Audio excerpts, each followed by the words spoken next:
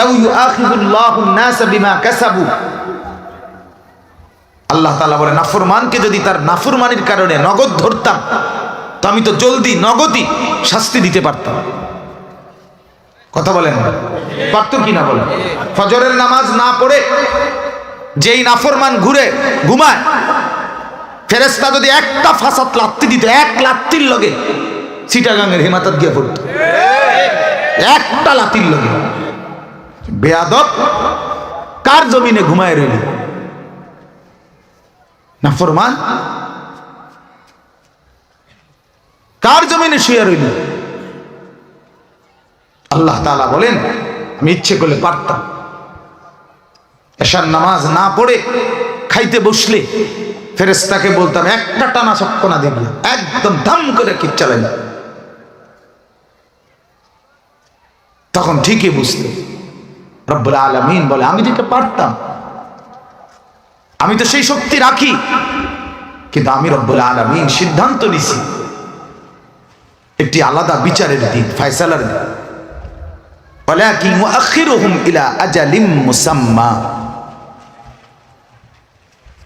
এজন্য বাপ ভাবতে শেখেন, মুরব্বীরাও ভাবেন, জওয়ানেরাও ভাবেন, জিন্দেগি কতটুকু গিয়ে কোথায় গিয়ে পৌঁছছে, আখিরাতের পুঁজি কেমন, পরকালের সামানা কদ্দুর।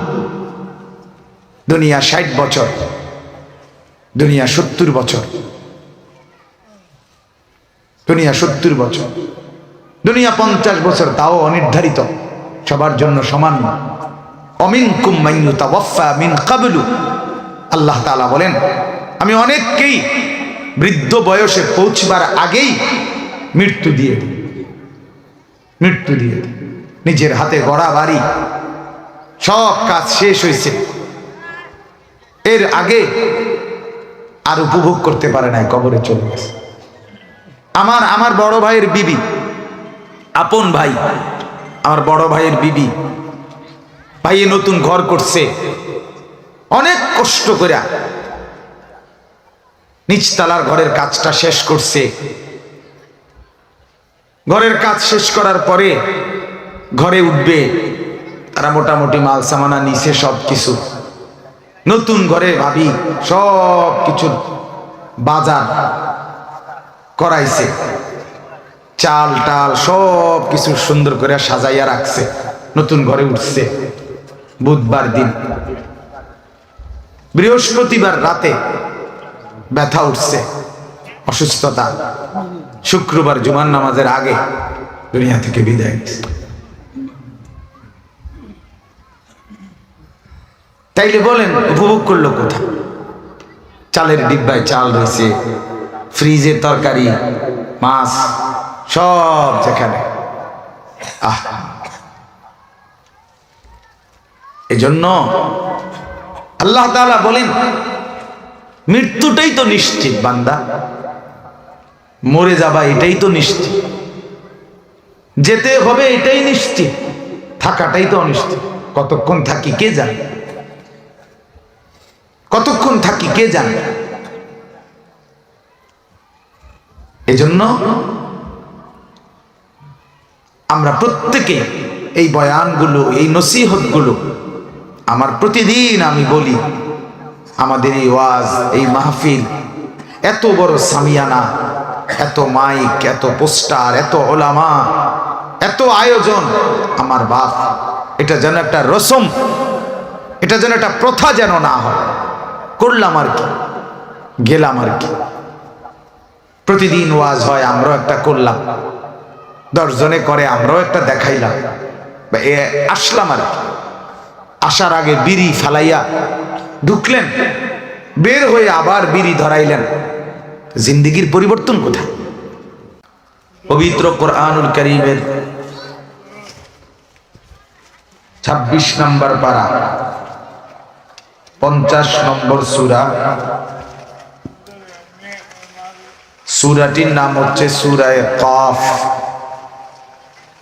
এই সূরার 16, 17, 18, 19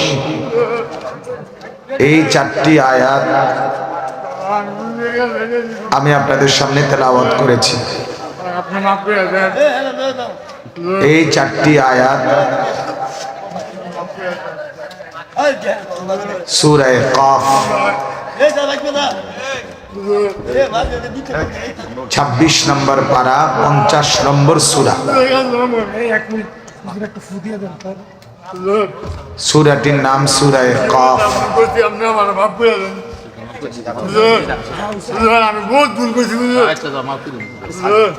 এই সূরার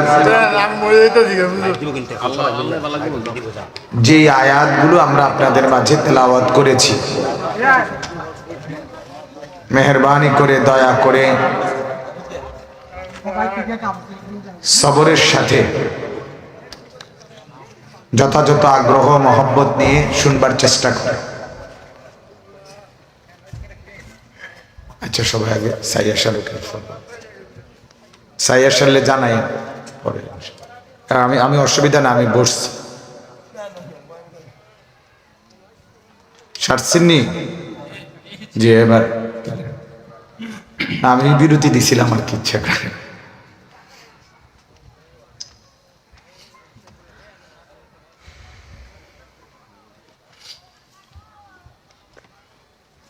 মানুষের সুস্থতা স্বাভাবিকতা আল্লাহ তাআলার দান।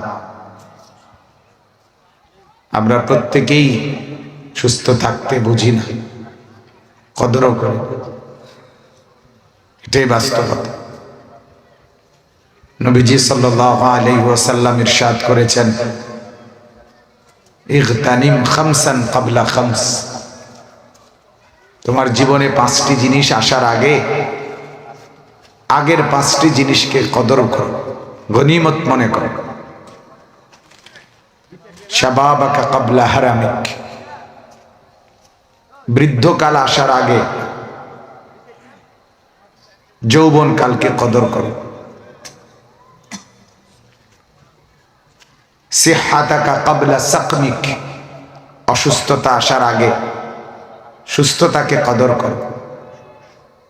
ফারাগাকা ক্বাবলা শুগলিক। ব্যস্ততা আসার আগে অবসর সময়কে কদর করো। গিনাকা ক্বাবলা ফাকরিক। দারিদ্রতা আসার পূর্বে সচ্ছলতা, টাকা পয়সা আছে এই সময়টা কদর করো। হায়াতাকা ক্বাবলা মাউতিক। মৃত্যু আসার পূর্বে হায়াতকে কদর করো।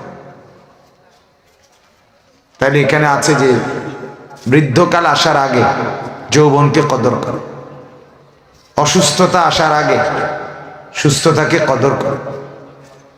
আমি আপনি কেউই এটা বুঝতে চাই না, ভাবতেও চাই না, যতক্ষণ না নিজের কাঁধে না আসে। মুসিবত যতক্ষণ আমার কাঁধে না আসে ততক্ষণ আমি ভাবতেও চাই না যে বিপদ বা মুসিবত বলতে কিছু আছে। সশরীরে যখন শরীর, শক্তি, সামর্থ্য, সুস্থতা চলে যায়, এর আগ পর্যন্ত অন্যেরটা দেখে আমরা কেউই অনুভব করতে চাই না, ভাবতে চাই না। কিন্তু আল্লাহ তাআলা বহু সময় বহু মুসিবত, আপদ, পেরেশানি, মানুষের শারীরিক আকৃতির মধ্যেও অনেক ঘাটতি, অসঙ্গতি কোন বান্দার মধ্যে দিয়ে আমাদেরকে শিক্ষা দিতেই চান, যেন আমরা উপদেশ গ্রহণ করি। কোটি কোটি মানুষ চোখে দেখে, অন্ধ অল্প কয়েকজন। কিন্তু এই অন্ধ মানুষদেরকে দেখি আল্লাহ তাআলা আমাদেরকে বুঝান যে তোমার চোখের কদর তুমি বোঝো। সুস্থ সবল মানুষ অগণিত, পঙ্গু, বিকলাঙ্গ অল্প কয়েকজন, কানে শুনে না অল্প কয়েকজন, বোবা, কথা বলতে পারে না অল্প কয়েকজন। আল্লাহ তাআলা এদেরকে দেখায়া আমাদেরকে শিখায় যে তোমার সুস্থতা কত বড় নিয়ামত, তোমার ভালো থাকা কি পরিমাণ নিয়ামত। এই জন্য এটা খুব খেয়াল করা, ইবরত, উপদেশ হাসিল করা।